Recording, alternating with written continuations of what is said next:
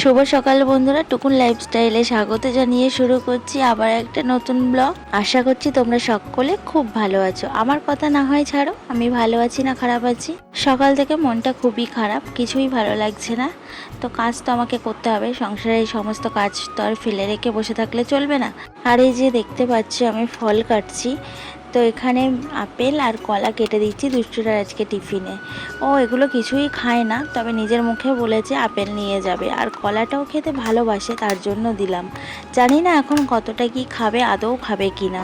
নিজের মুখে যখন বলেছে তখন না দিয়ে কি আর পারি। সকালে টিফিন কমপ্লিট করে দিলাম, তোমাদের দাদাভাই খেয়ে নিয়ে বেরিয়ে গেল। আমি চলে এলাম নিচের ঘরে। নিচের ঘরে এসে বাসি কাজ সব একে একে গুছিয়ে নেবো। তো বিছানাটা গুছিয়ে নিয়েছি, তারপর ঘর বারান্দা সিঁড়ি এসবগুলো ঝাড় দিয়ে নিচ্ছি। শরীর খারাপে কিন্তু কষ্ট করে হলেও কোনো রকমের সংসারের কাজগুলো করা যায়, বাট মন খারাপ থাকলে না সংসারে কোনো কাজই করতে ইচ্ছে করে না, তখন যেন কোনো কিছুই ভালো লাগে না। একটা কথা কি জানো তো, সোশ্যাল মিডিয়াতে যেমন তোমার অনেকে ভালো চায়, তেমন তার মধ্যে অনেকেই থাকে তোমার খারাপটা চায়। তো তাই জন্য আমি আমার সবসময় ভালোটাই তুলে ধরি, খারাপটা কখনো তুলে ধরি না, বলি না কখনো। আর তার মধ্যে কোন খারাপটা বলবো বলো, কোথা থেকে শুরু করব আমি নিজেই জানি না। থাক না, মনের কথা মনেই থাক, বলে আর কি হবে বলো।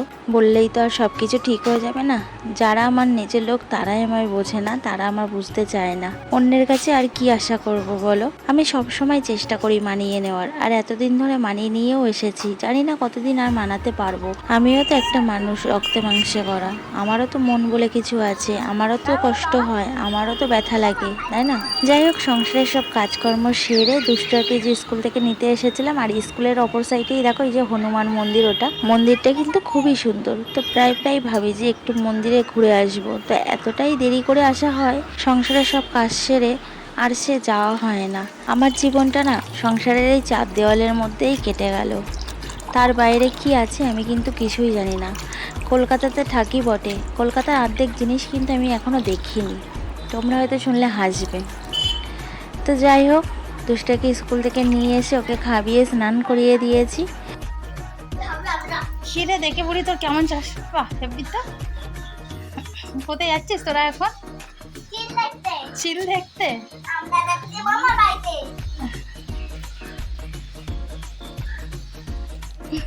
দেখতে পাচ্ছিস? আর এই যে আমার জায়ের মেয়ে এসেছে, ওর সাথে দুষ্টুটা এখন খেলা করছে। তারপরে ও চলে গেলে একটু পড়তে বসাবো, আর আমি এদিকে রান্নাটা করে নিই। তো আমি পুঁই শাকটা ধুয়ে নিলাম। পুঁই শাক, পটল আর কুমড়ো আলু একসাথে কেটেছি, ওটাই রান্না করব এখন মাছের ডিম দিয়ে।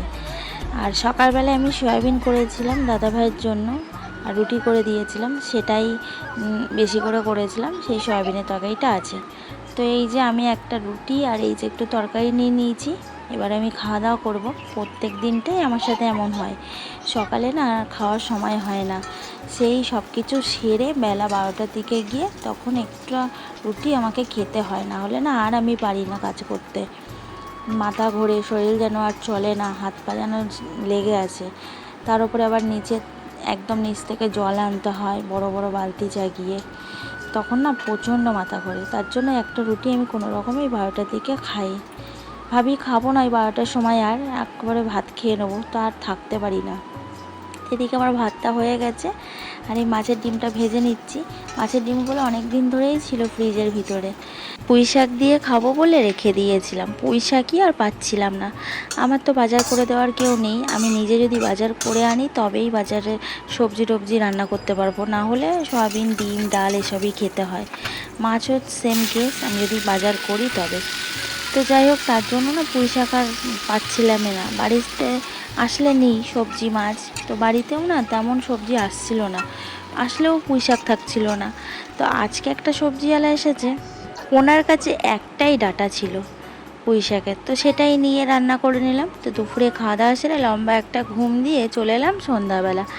তো ছেলে মেয়ে দুজনেই বায়না ধরেছে চিমইয়ের পায়েস খাবে। তো ছেলে মেয়ের বায়না কখনো কি ফেলতে পারি বলো।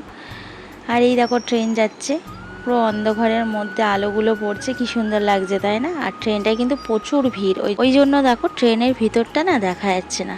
আর এই বনগাঁ তারপরে হাসনাবাদ লোকালগুলো এখন ভীষণ ভিড় হবে, এদিক দিয়ে যাচ্ছে। তো একটু বাইরে গেছিলাম, দেখো দুধ পড়ে উঠলে চারিদিকে হয়ে গেল।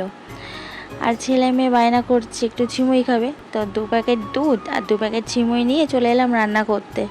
আগে যেন এই ছিমুইয়ের পায়েস না আমি রান্না করতে পারতাম না, আমি বুঝতেই পারতাম না যে ছিমুইটা কখন দেবো, কারণ আমাদের দিকে তো ভাজা ছিমুই পাওয়া যায়, তো তার জন্য আর ছিমুইটা ভেজে নিতে হয় না, দুধটা ফুটে গেলেই ছিমুইটা দিয়ে ঢাকা দিয়ে রেখে দিলেই হয়ে যায়। তো আমি তো সেটা জানতাম না, আমি দুধটা দিয়ে ছিমুইটাও ঢেলে দিতাম, দিয়ে বেশ করে ফোটাতাম, আর সিমইগুলো সব নরম হয়ে দুধগুলো টেনে নিত, আর পুরো শুকনো শুকনো কাদা কাদা মতো হয়ে যেত, খেতে একদম বাজে লাগতো। আর এই দেখো এখন কি সুন্দর সিমই বানায়, পুরো পাকা রাঁধুনি হয়ে গেছি। মানুষ সব কিছু কিন্তু ঠেক খেতে খেতে শেখে, তাই না? জীবনে অনেক কিছু আমি শিখলাম, অনেক অল্প বয়স থেকে আমি অনেক কিছু শিখে ফেলেছি ঠেক খেতে খেতে। তো যাই হোক, ছাড়ো, ওসব বলে লাভ নেই। তো এখানে 3টে বাটিতে তুলে ফেলছি, এক আমার বরের জন্য, ছেলে মেয়ের জন্য। তো এবার আমি ওদেরকে ঘরে গিয়ে দিয়ে আসবো। জানি না কেমন হয়েছে, একটু মিষ্টিটা কম হয়ে গেছে, কারণ আমি টেস্ট করার সময় দেখলাম একটু কম হয়েছে মিষ্টি, আর এর মধ্যে একটু কাজু কিশমিশ দিলে ভালো হতো, কিন্তু ঘরে কাজু কিশমিশ ছিল না, তার জন্য আর দেওয়া হয়নি। তো এখানে এই যে 3জনকে দিয়ে দিয়েছি। আর দুষ্টটার বাবা অফিস থেকে কোন এক কলিগ তারকেশ্বরে প্রসাদ দিয়েছে, আর একটা মানে এই যে গলাতে পড়ে না তারকেশ্বরের, মানে এই তাগা মতো হাতে বাঁধে তাগা, আর গলায় একরকম হার পড়ে না, এই যে এইটা দিয়েছে। তো এটা দুষ্টু এখন গলায় পড়বে, ওকে পরিয়ে দিল। আর ছিমুই দেখে দুষ্টুটা খুবই খুশি, ও ছিমুই খেতে ভীষণ ভালোবাসে, আর আমার বরমশাইও কিন্তু ভীষণ ভালোবাসে ছিমুই খেতে। ও এসে দেখে ছিমুই, খুব খুশি হয়ে গেছে। তো চলো বন্ধুরা, ভিডিওটা এখানে শেষ করছি। আমরা ছিমুই খেতে থাকি, তোমরা ভিডিওটা দেখে লাইক করে দাও আর কমেন্টস করে জানাও কেমন লাগলো আমার ভিডিওটা, আর চ্যানেলটা সাবস্ক্রাইব করে দিও নতুন বন্ধুরা। সবাই ভালো থেকো, টাটা।